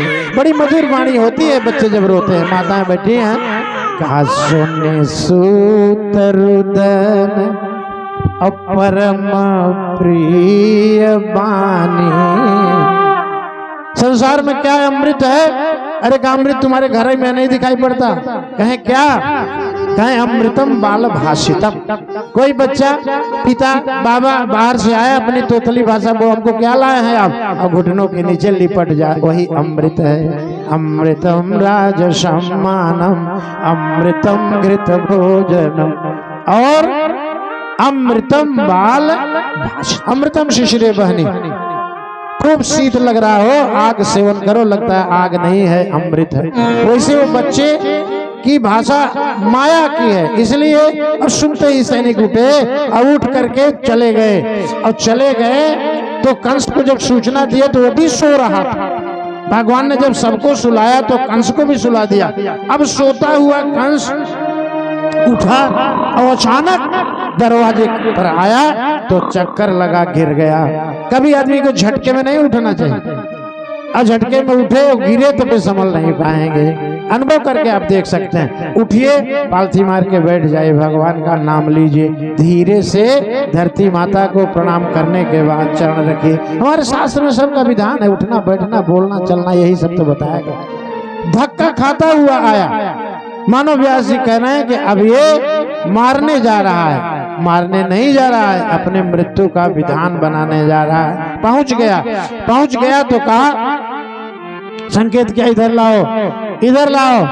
अब उसकी बात को अनसुनी करते हुए और देवकी सोच रही है क्या बताएं, अगर इसको हम नहीं देते हैं तो खींचातानी होगी। तो ये जो है ये कस के खींच देगा तो इसको तो मारना ही है, तो कहीं मेरी लाली को चोट न। बहुत सुंदर है और कंस बोल नहीं रहा है, अब इशारा कर रहा है। तो देवकी कहती हैं कि भैया हमने आपसे कभी कुछ नहीं कहा। और वसुदेव जी हाथ जोड़ के खड़े हैं, आंसुओं से गंगा जमुना बह रही हैं, शरीर कांप रहा है लेकिन कुछ बोल नहीं पा रहे हैं। देवकी ने निवेदन करना शुरू किया। क्या कहा? साथ साथ ललना और जन्म तई बिछुड़ी गई। साथ साथ ललना जन्म तई बिछुड़ी गई। साथ साथ ललना जन्म तई बिछुड़ी गई। गोदिया हमारी सोनी भैली मोर बिरना। गोदिया हमारी सोनी भैली मोर बिरना। एक बिखी दैत लाली के जिनगिया के है एक बिखी दैत लाली के जिनगिया के। गुनवा तोहार गैबे मोर बिरना। गुनवा तोहार हम गैबे मोर बिरना। गुनवा तोहार गैबे मोर बिरना। गुनवा तोहार हम गैबे मोर बिरना। आप न सोचिए कि हम जाएंगे, बड़ी होगी तो हम षड्यंत्र करेंगे, इसका विवाह इसे राजा के यहाँ करेंगे जो आपको हरा के मार सकता है। अरे जलिया में तीनों जन रह जन्म भर। जलिया में तीनों जन रह जन्म भरी। लाली से तो काहे के डेरा न मोर बिरना। लाली से तो काहे के डेरा न मोरे बिरना। और आप पर कोई बोझ नहीं बनेगा। हम आपसे राजमहल नहीं मांग रहे हैं, जो किलो आध किलो आप बेचते हैं उसी के साथ पाव आध सेर दूध भेज दीजिएगा, हम लाली को पिला देंगे। क्योंकि शरीर सूख गया है, स्तन से दूध नहीं निकल रहा है। तो क्या निवेदन करती हैं? कहा जिये का सहारा दैत जेल का गुजारा दैत। जिये के सहारा दैत जेल के गुजारा दैत। जियत न बहिनी के मार मोर बिरना।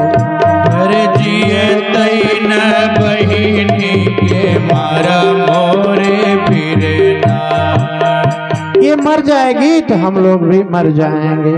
बड़ी देर तक कंस मौन रहा, फिर ऊहा पोह में पड़ा रहा। किंग कर्तव्य विमूढ़ होके आंख मूंदा और क्रोध में गिनगिनाया और बेटी का पैर पकड़ के खींच लिया और जो चक्र की तरह घुमाया और सामने रक्षशिला पहले से रखी थी, बाहर नहीं जाना होता था, हाथ से चक्रवत घुमा करके अच्छा उसी शिला पर पटकना चाहा।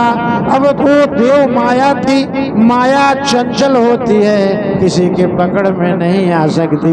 पांव उसके पांव छूट गए कंस के, हाँ इतना बलवान था, लेकिन हाथ से छटक के अंतरिक्ष में जैसा भगवान ने आदेश दिया था अष्टभुजी बनकर सामने खड़ी हो गई और लगी धिक्कारने कंस को। मया हत्या मंद, अरे मंदमती मुझको मार के तुझे क्या मिलेगा? और तेरा मारने वाला जहाँ पैदा होना था वहाँ हो चुका है। जातः खलु तवांत कृत यत्र क्वा पूर्व शत्रु। बहुत शिशुओं की हत्या तो करा चुका है, अब तेरे पाप का घड़ा भर चुका है, अब ज्यादा पाप करने की कोई जरूरत नहीं है। महिषी कृपणान वृथा। अब तया विहित माँ करणे। उस कन्या की बातों को सुन के और कंस परम विस्मित, बड़ा विस्मित हो गया। और देवकी वसुदेवंच विमुच्य प्रश्नितो ब्रवीत। देवकी और वसुदेव की हथकड़ियां छुड़वा दिया और प्रश्नित, जैसे विद्यार्थी होता, विद्यार्थी उसकी तरह विनम्र भाव से प्रश्न जिज्ञासा पूर्वक कह रहा है कि अहो भगिन अहो भाम, हे मेरे प्यारे बहनोई, हे मेरी प्यारी बहन, मया वांग बत पाप मना, मुझ पापी के द्वारा आपके पुरुषादैवापत्यम, नरभक्षी राक्षस की तरह आपके बहु हिंसिता सुता, आपके बहुत बच्चों को हमने मार डाला। अब आप हमें माफ कर दो, क्योंकि आप परम ज्ञानी हैं, ज्ञानी को मोह नहीं होता। और आप सत्व हम त्यक्त कारुण्य और त्यक्त ज्ञाति सुहृद खल, हमारे हृदय से तो करुणा गायब हो गई। हमने न अपने को देखा, न अपने परिवार को देखा, न अपने चाचा का दुख समझा, न अपनी बहन का दुख समझा। कान लो कान वही गमी श्यामी, हे बहनोई जी आप बताओ मैं किस नरक में गिरूंगा, क्योंकि ब्रह्म है मृतः शोषण, मैं जीवित दिख रहा हूँ, मेरे शरीर में आत्मा ब्रह्म रूपी आत्मा है, लेकिन मैं जीवित मृत हूँ। गोस्वामी जी कहते हैं 14 लोग होते हैं वो जिंदा लाश के समान होते हैं, उनका दर्शन नहीं करना चाहिए। तो अपने आप ही कह रहा है कि मैं जीवन मृत हूँ, ब्रह्म एव मृतः श्वसन, जीते जी ही मर गया हूँ। लेकिन आश्चर्य है, आप भैया हमको ये बताओ कि दैवमप्यनृतं वक्ति न मर्त्याएव केवलम, देवता कब से झूठ बोलने लगे? वसुदेव जी मुस्कुराए, कहा आप शास्त्र पढ़े होते तो आपकी बुद्धि ठीक ठीक सोच पाती। जब स्वार्थी लोगों की लिस्ट बनी तो शास्त्र में लिखा गया सबसे स्वार्थी कौन होता है? मनुष्य नहीं। मनुष्य देखो माताएं हैं बच्चों के लिए अपना सब कुछ दे देती, पिता बच्चों के लिए क्या नहीं करता है, और कभी नहीं सोचता कि बड़े होके ये बुढ़ापे का सहारा बनेंगे कि नहीं। अच्छा कल्पना कीजिए सबसे स्वार्थी कौन? देवता जो होते हैं ना, वो अपने स्वार्थ को सिद्ध करने में बड़े होशियार होते हैं, अपना काम बनाना। ये लक्षण जिसमें हो तो आप समझो कि वो स्वार्थ बुद्धि वाला है। लिस्ट में पहला नाम कासुर नर मोने, पहला नाम देवता, दूसरे पे मनुष्य, तीसरे पे मुनि। अच्छा मुनि मननशील होते हैं। भगवान का जन्म हो गया, अब उधर जब भगवान रोए, नंद के यहाँ रोए तो नंदस्तात्मज उत्पन्न जाता आह्लादो महामना, वहाँ आनंद का समुद्र उमड़ पड़ा। और आहू ये विप्राण वेद ज्ञान, बड़े बड़े कलाकार संगीतकार विद्वान ब्राह्मण बुलाए गए और भगवान के जन्म का उत्सव होने लगा। और 84 कोष में जो ब्रजमंडल है वहाँ से झुंड की झुंड गोपियां आती हैं और कहती हैं कि भैया ब्रज में जय जयकार होने लगी। क्या? यशोदा घर लाला जायो है, नंद घर लाला जायो है, यशोदा घर लाला जायो है, कि ब्रज में हो रही जय जयकार, नंद घर लाला जायो है, कि ब्रज में हो रही जय जयकार, नंद घर लाला जायो है, कि ब्रज में हो रही जय जयकार, नंद घर लाला जायो है, कि ब्रज में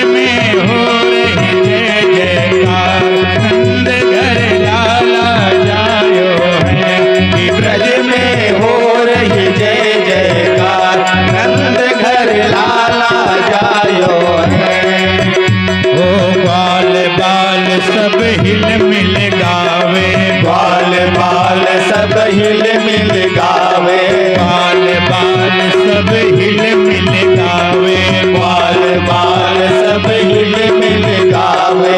झूठ के झूठ नंद घर आवे, झूठ के झूठ नंद घर आवे, ब्रह्मानंद समान आज सुख सबने पायो है, आज सुख सबने पायो है। ब्रज में हो रही जय जयकार, नंद घर लाला जायो है, ब्रज में हो रही जय जयकार, नंद घर लाला जायो है। ब्रज में हो रही जय जयकार, नंद घर लाला जायो है। ब्रज में हो रही जय जयकार, नंद घर लाला जायो है। ओ ब्रज 84 कोस में भैया, ब्रज 84 कोस में भैया, सब ही कहे धन यशोदा मैया, सब ही कहे धन यशोदा मैया। 80 साल की आयु में सुत ऐसो जायो है, सुत ऐसो जायो है, ब्रज में हो रही जय जयकार, नंद घर लाला जायो है। ब्रज में हो रही जय जयकार, नंद घर लाला जायो है। ब्रज में हो रही जय जयकार, नंद घर लाला जायो है। ब्रज में हो रही जय जयकार, नंद घर लाला जायो है।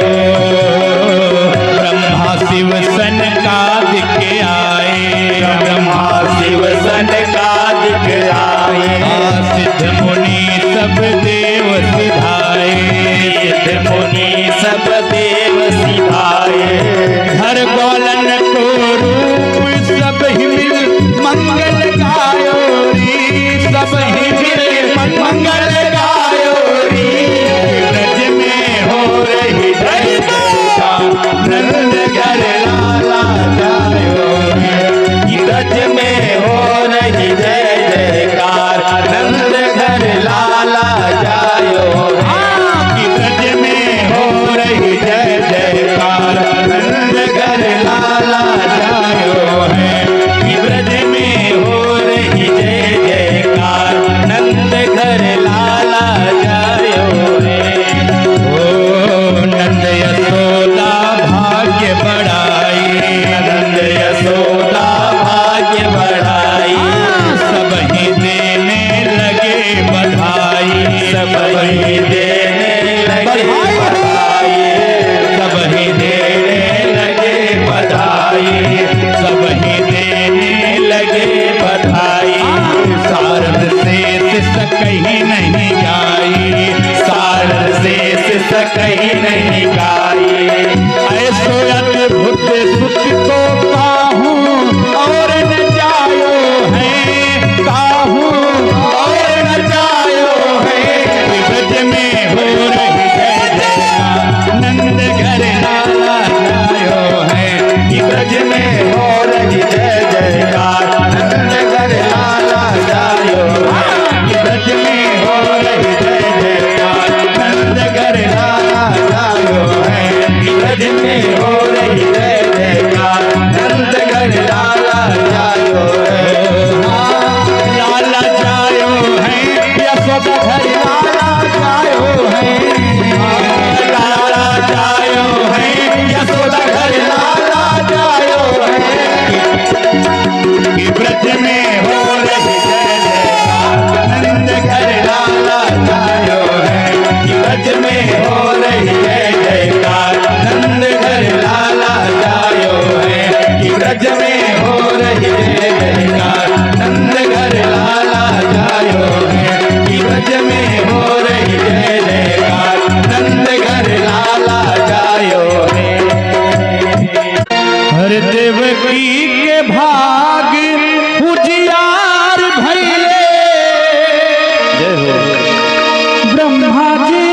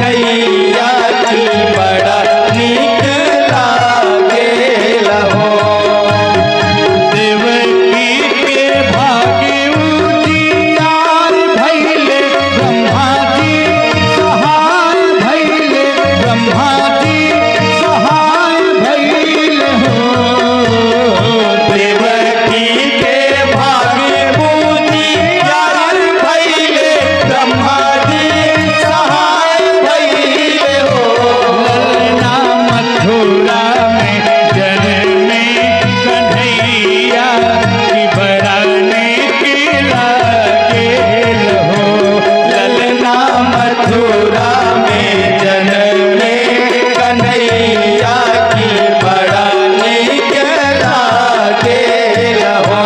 ललना मथुरा में जन्मे कन्हैया की बड़ा नीक लागे लहो। ललना मथुरा में जन्मे कन्हैया की बड़ा नीक लागे लहो। धनी धनी धनी हो यशोदा माता, धनी नंद बाबा जी हो। धनी धनी धनी हो यशोदा माता, धनी नंद बाबा जी हो। ललना धन्य भैले गोकुल नैया की बड़ा नीक लागे लहो। ललना धनी भैले गोकुल नैया की बड़ा नीक लागे लहो। ललना मथुरा में जन्मे कन्हैया की बड़ा नीक लागे लहो। ललना मथुरा में जन्मे कन्हैया की बड़ा नीक लागे लहो। गोकुला में बाजेला बजनवा, अंगन गोपी नाचे, अंगन गोपी नाचे हो। गोकुला में बाजेला बजनवा, अगन गोपी नाचेली हो। ललना सब देव गाई के बधैया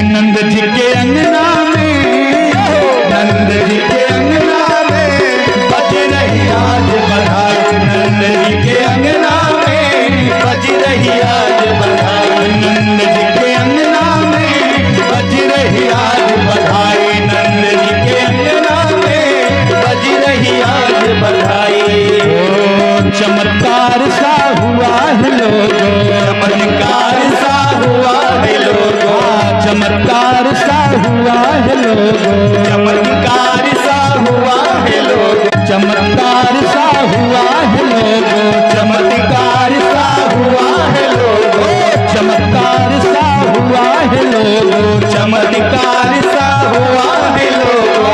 हो गई बात निराली, हो गई बात निराली, रात रात में नंद बाबा की, रात में नंद बाबा की दाढ़ी हो गई काली अकाली हकाली, कि नंद जी के अंगना में, नंद जी के अंगना में बज रही आज बधाई, नंद जी के अंगना में बज रही आज बधाई, नंद जी के अंगना में बज रही आज बधाई, नंद जी के अंगना में बज रही आज बधाई।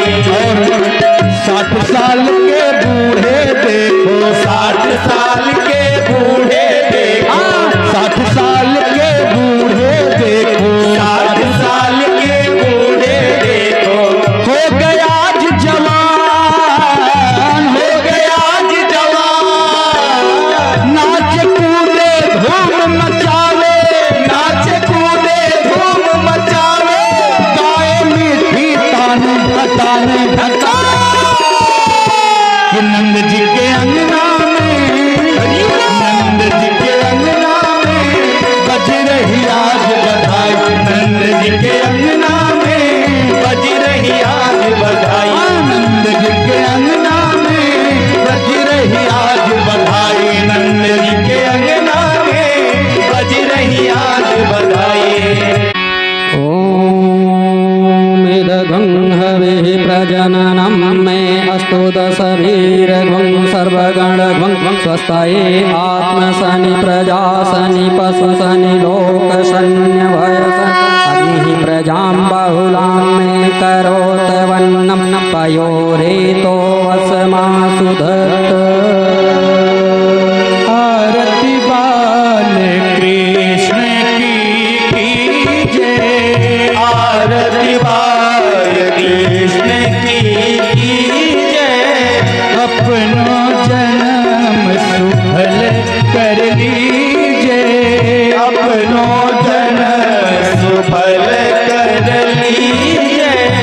आरती बाल कृष्ण की जय, आरती बाल कृष्ण की जय, श्री यशोदा को परम दुलारो, श्री यशोदा को परम दुलारो, बाबा की अखियन को तारो, बाबा की अखियन को तारो, गोपिन के प्राण सो प्यारो, गोपिन के प्राण सो प्यारो, इन पर प्राण न्यौछावर कीजिए, इन पर प्राण न्यौछावर कीजिए। आरती बाल कृष्ण की जय, आरती बाल कृष्ण की जय, बलदाऊ को छोटो भैया, बलदाऊ को छोटो भैया, कन्हुआ कही कही बोलत मैया, कन्हुआ कहीं कहीं बोलत मैया,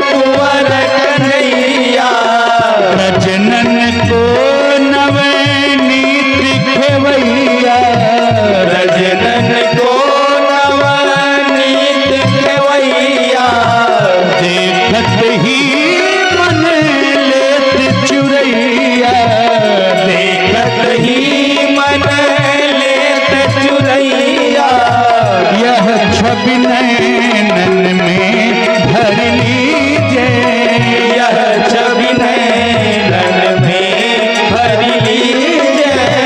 आरती बाल कृष्ण की कीजिए, आरती बाल कृष्ण की कीजिए। तो तरी बोलन मधुर सुहावे, तो तरी बोलन मधुर सुहावे। सखने मध्य खेलत सुख पावे, सघन मध्य खेलत सुख पावे। सोई सुकृति जो इनको ध्यावे, सोई सुकृति जो इनको ध्यावे। अब इनको अपनों कर लीजिए, अब इनको अपनों कर लीजिए। आरती बाल कृष्ण की कीजिए, आरती बाल कृष्ण की कीजिए। अपनों जन्म सफल कर लीजिए, अपनों जन्म सुफल कर लीजिए। कर्पूर गौरम करुणावतारम संसार सारम भुजगेन्द्रहारम सदा वसंतम हृदयारविंदे भवं भवानी सहितं नमामि। त्वमेव माता च पिता त्वमेव